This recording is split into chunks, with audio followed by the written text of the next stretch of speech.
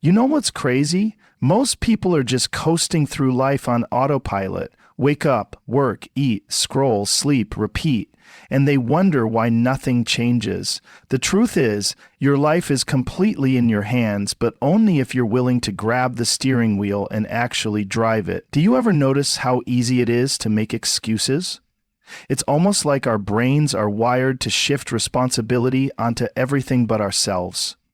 You're out of shape? It's the genetics. You're broke? It's the system. You're unhappy? It's your parents, your boss, your partner, your past, your trauma. And yeah, some of that stuff might be true. Life isn't fair. You didn't choose where you were born. You didn't choose the circumstances you were thrown into. You didn't choose who raised you. But at some point, none of that matters anymore.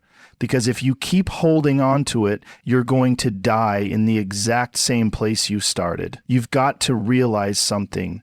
Nobody is coming. Nobody's knocking on your door to hand you the perfect life. The government isn't going to rescue you. Your parents can't live your life for you. Your friends can't fight your battles. It's on you. And the sooner you swallow that, the sooner you feel a kind of power you never felt before. When you take full ownership of your life, it's brutal at first. It stings. Because you look around and see the wreckage, your bad habits, the wasted time, the years of settling. But after that sting, there's freedom. Suddenly, you're not waiting anymore. You're not waiting for the world to be fair. You're not waiting for people to finally understand you. You're not waiting for the perfect moment. You're not waiting for some miracle. You realize if it's going to happen, it's going to happen because you made it happen. And that's the most empowering shift a human being can make.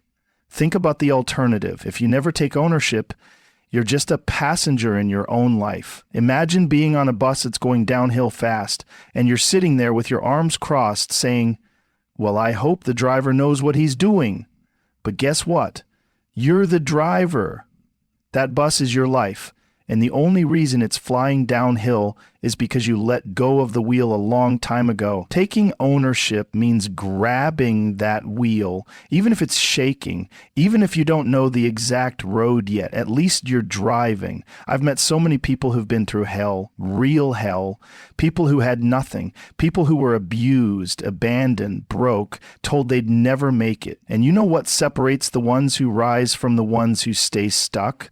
It's not luck, it's not IQ, it's ownership. It's the willingness to say, yeah, I got dealt a crap hand, but I'm not going to sit here and stare at it forever. I'm going to play it anyway, and I'm going to find a way to win. That attitude changes everything. The funny thing is, once you accept responsibility for everything, you stop wasting energy fighting reality. You stop being bitter. You stop pointing fingers. Instead of saying, why me? You start saying, what now? That tiny shift moves you forward. And here's the wild part. Once you really own it, you even start to feel grateful. Because if it's all on you, then that means your destiny is in your hands. That means you're not stuck. That means tomorrow can look completely different than today if you choose to do the work. And of course, ownership doesn't mean you control every outcome. You don't. Life will still throw punches. People will still betray you. The world will still test you. But ownership means no matter what happens, you respond and you adapt. You don't collapse and blame. You say, this happened. Now what's my move? That's what separates people who actually create their life from people who just endure it. Think about it. What kind of person do you want to be remembered as? The one who made excuses or the one who took charge? Nobody looks at someone who complains their way through life and says, wow, that's inspiring. But we all admire the person who fought back, who didn't quit, who owned every piece of their journey. That's the kind of story worth living. So yeah, take full ownership. It's hard. It means looking in the mirror and facing uncomfortable truths. It means admitting that your habits are trash, that you've wasted time, that you've been holding yourself back. But once you accept that, you gain something most people never experience. The ability to rewrite your own story, the life you want, is never going to happen if you keep outsourcing responsibility. It's yours. It always was. And the moment you finally step up and claim it, that's the moment everything starts to change. Here's the truth about discipline. Most people don't actually understand what it is. They think discipline means you've got your life together, you're perfectly motivated, and everything just flows because you're some superhuman machine. That's not it. Discipline is the exact opposite. Discipline means you do the thing when you don't want to. It's the bridge between who you are right now and who you're supposed to become. Motivation is nice, but it's a short-term high. Motivation is like a cup of coffee. It gives you a buzz, but then it wears off. Discipline is like your lungs. You don't even think about it, but it's the thing keeping you alive every day.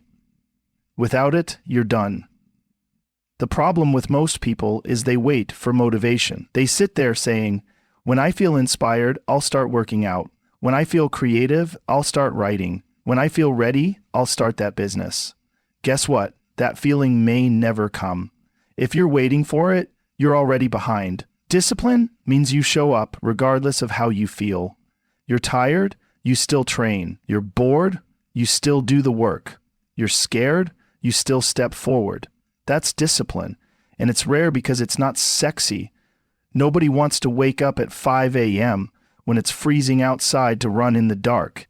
Nobody wants to grind out the reps when their body's sore. Nobody wants to sit down and focus when their mind is restless.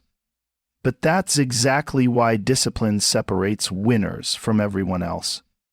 I've met people who are insanely talented, smarter than me, more naturally gifted, but they never went anywhere because they had no discipline. They coast on talent until life smacks them in the face and then they crumble. On the other hand, I've seen average people, nothing special about them, no head start, no golden ticket, but they outworked everyone. They did the unglamorous stuff every single day. They showed up, they kept hammering, and after years, they were unstoppable. Discipline is the great equalizer. It beats talent every time if talent refuses to put in the work. Here's what people don't realize. Discipline is a muscle. The more you train it, the stronger it gets. The first time you force yourself to get out of bed early, it's brutal. Your brain screams at you. Your body feels like it weighs 1,000 pounds. But you do it anyway, and suddenly you just leveled up. Then the next time, it's a little easier. And every time after that, you're building mental armor. You're teaching yourself that your mind, your emotions, your excuses, they don't run you. You run you. That's power. And yeah, sometimes you'll slip. You'll hit snooze, you'll skip the gym, you'll binge instead of creating. That doesn't mean you're weak, it means you're human. The difference is, disciplined people don't let that turn into a spiral. They don't say, well, I screwed up, I guess I'll quit. No, they reset, they get back on track, they keep moving. That's the beauty of discipline. It's not about perfection, it's about consistency. Show up more often than not, and over time you become unrecognizable compared to who you used to be. Think about this. Everything you want in life is hiding behind discipline. You want a strong body? Discipline. You want financial freedom? Discipline. You want peace of mind, focus, happiness? Discipline. It's all connected. Because once you know you can force yourself to do hard things, nothing feels impossible anymore. You build confidence not by wishing for it, but by earning it through action, through proving to yourself that you keep your own promises. That's why discipline is freedom. People think freedom is doing whatever you feel like. That's not freedom. That's slavery to your impulses. Real freedom is knowing you can control yourself, knowing you're not a prisoner to laziness, fear, or distraction. When you build discipline, you build the ability to choose the life you want, not just the life that happens to you. So here's the challenge. Stop waiting for motivation. Stop waiting for the stars to align.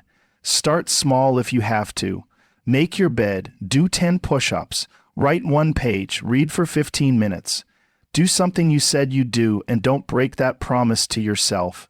Then do it again tomorrow. Stack those wins, and in a year, you won't even recognize who you are anymore. That's how discipline transforms you. It's not flashy, it's not overnight, but it compounds into something unstoppable. You either build discipline or you build excuses. You can't have both. Look at the people around you.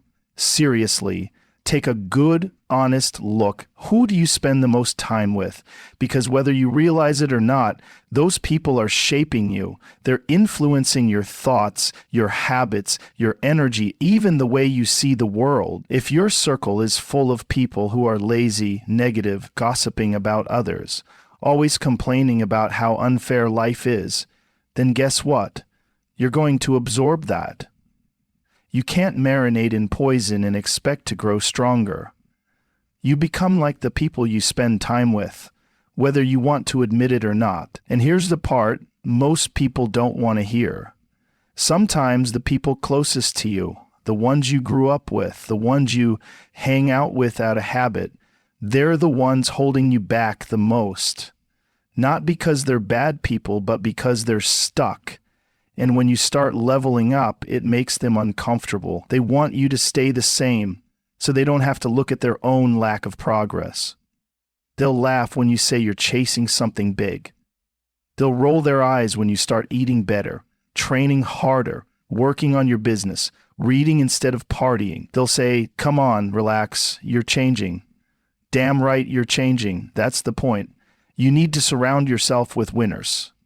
And I don't just mean financially successful people, though that can help too. I mean people who are alive, people who are growing, people who are pushing themselves, people who challenge you, who make you think bigger, who make you feel like you've got more gears to shift into. If you're the smartest or hardest working person in your circle's too small. You should be around people who intimidate you a little, who make you uncomfortable because they're doing things you're not doing yet. That pressure forces you to rise. Think about athletes. You don't get better by playing against weak competition. You get better by training with killers, by sparring with people who can knock you out, by running next to someone who's faster than you. It's painful, it's humbling, but that's what growth feels like. Life works the same way. If you're surrounded by people who let you coast, you'll coast forever. But if you're surrounded by people who are chasing excellence, you either keep up or you get left behind. Either way, you're going to get better. The energy of your circle matters more than most people realize. Spend an hour with someone who's ambitious, focused, disciplined, and hungry, and you'll leave fired up. Spend an hour with someone who's bitter, negative, complaining about everything, and you'll leave drained. That's not an accident. That's transfer of energy. Protect yours. Be ruthless about it, because your life depends on it. Now, does that mean you cut off everyone who isn't at your level? No, not necessarily. But you have to be intentional. You can love people without letting them drag you down. You can care about your old friends or your family without making them the voices in your head every day. The voices you allow to echo in your life should be the ones that push you forward, not hold you back. Sometimes people hear this and say, "Well, I don't know any winners. My whole environment is toxic." Guess what? That's no excuse anymore. In the past, maybe, but now you have access to the entire world. You can find mentors online. You can join groups, communities, gyms, masterminds. You can literally flood your brain with the voices of people who inspire you through podcasts, books, videos. You have no excuse to keep surrounding yourself with losers. And let me tell you something. When you do upgrade your circle, life changes fast. You stop accepting mediocrity because you see what's possible. You stop making excuses because nobody around you buys them. You start dreaming bigger because you realize everyone else is already chasing impossible things, so why not you? It lights a fire inside you. But here's the kicker. You also have to be the kind of person worth being around. Don't just leech off other people's energy, Bring value to the table. Be the person who lifts others up, who pushes them, who encourages them. Winners want to be around other winners. So while you're looking for the right circle, make sure you're becoming someone they'd want in theirs.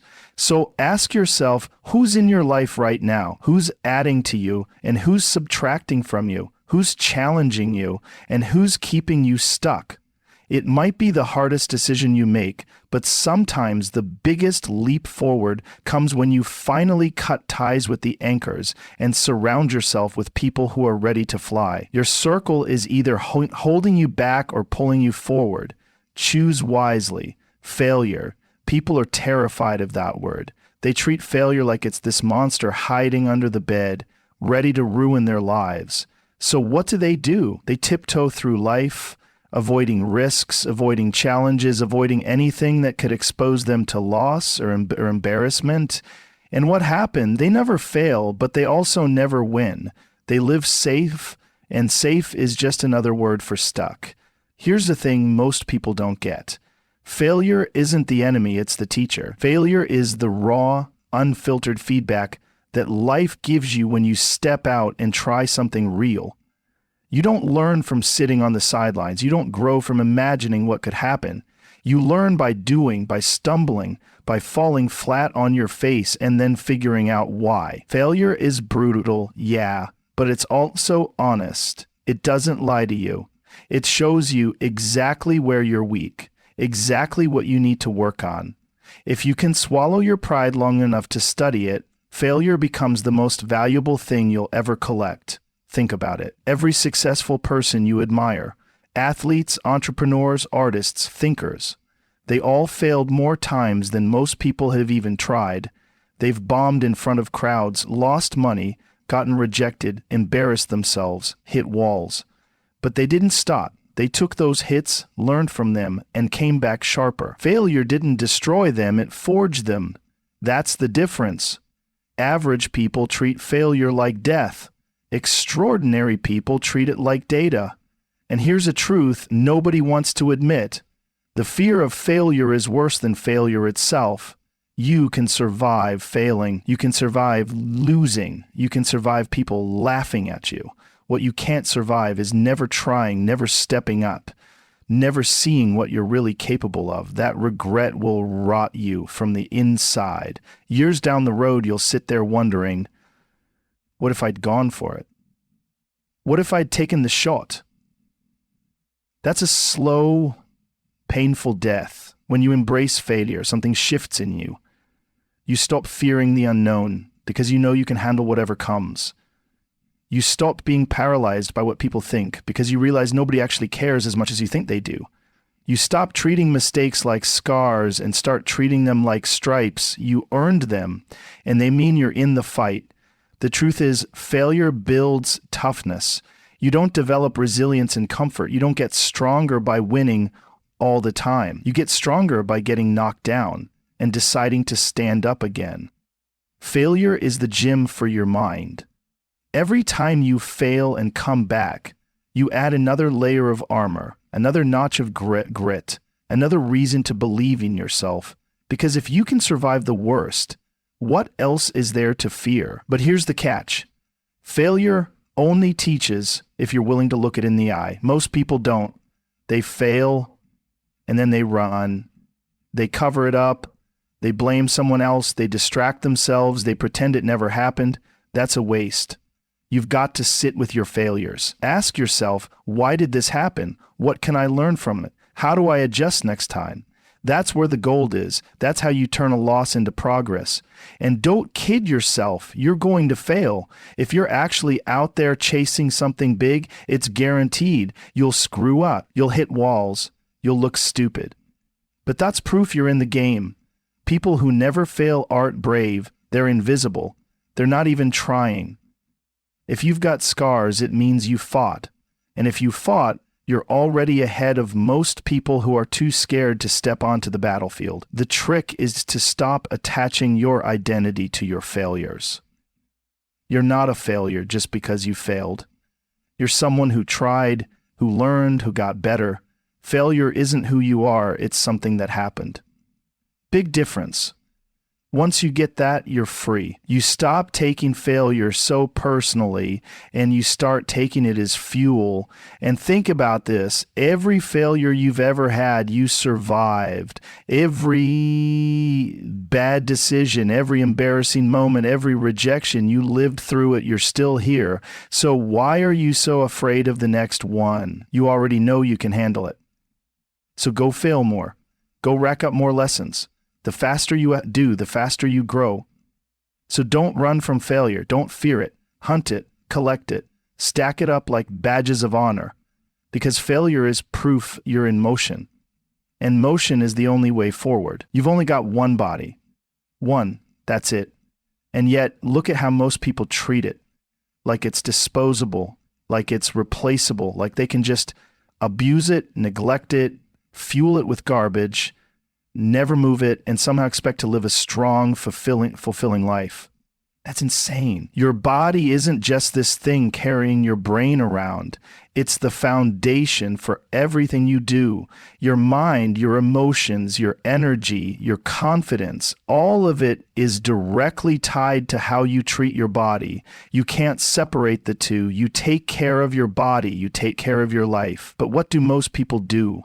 They sit for hours, scrolling on their phones, eating trash out of a bag, drinking sugar like it's water, sleeping 5 hours a night, and then they wonder why they're depressed, anxious, unmotivated, and weak. They go to the doctor looking for a pill, when the truth is most of their problems start with the fact that they've let their body rot. And here's the tough pill. Nobody's coming to do the work for you. You've got to decide to respect yourself enough to start moving, start eating better, start training. Training isn't just about looking good. That's surface level. Training is about survival. It's about being able to move, to push, to carry yourself through life with strength and resilience. Because life is heavy, stress is heavy, responsibility is heavy, and if your body is weak, everything feels impossible. But when your body is strong, suddenly you realize you can handle more than you thought.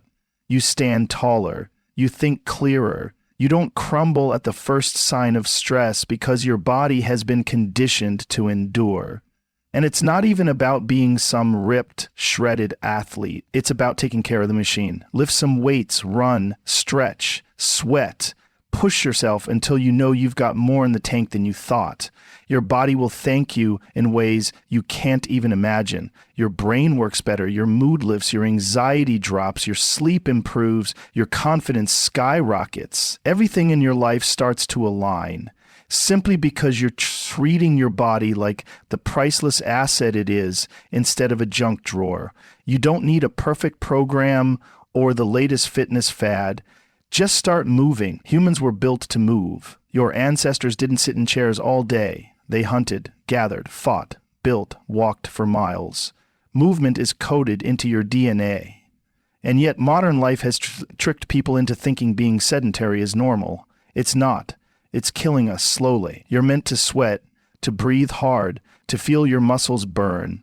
That's living. Food, too. Think about it. Your body is literally made out of what you put into it.